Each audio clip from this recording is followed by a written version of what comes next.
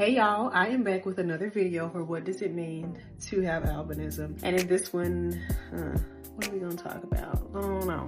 Having albinism in a Black family, Black community of color, it can be interesting because we are so different. Our difference stands out. Before anybody ever says anything, they're like, whoa, how did you come out so bright? There's always this wonder and amazement, and it's celebrated in some instances, but in other times, it can be a little bit more of a disadvantage because of the fact that we are so bright-skinned. People look at it as a disadvantage or a negative. You're often picked on or made fun of about it, and oftentimes you're made to feel as though you are not included in the family or included in the community, or you're often the butt of the jokes, or you're picked on in the school, or however it may be for you.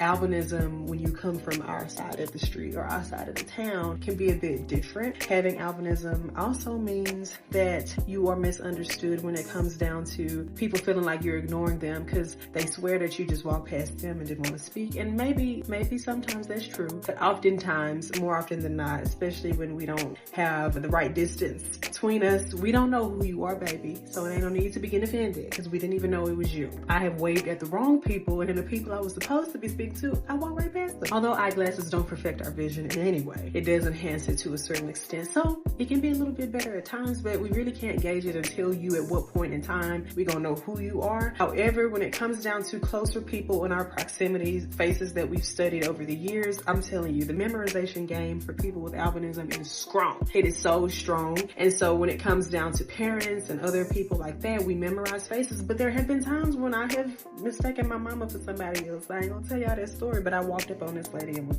mama and her to no end until I turned around and I said, oh, you're not my mama. But you look nice though. Having albinism also means that people are always curious about you. And so that means that you get a lot of questions and you're able to talk about your condition. And although sometimes people can be coming from a place of intentional ignorance and they just want to ask you questions and pick your brain because they're trying to low-key do things to you, like make fun of you or make you feel bad about being born different, there are other people who really are interested and they want to know more about albinism because it's a beautiful condition and it's nothing wrong with it. It's nothing wrong with us. And it's an interesting thing to know about that outside of all of the other things that God created, He created us to be so uniquely different and rare and beautiful and amazing, confident and strong and courageous and fearless and focused and those other amazing words that you can think about. That's what He did when He did this to us.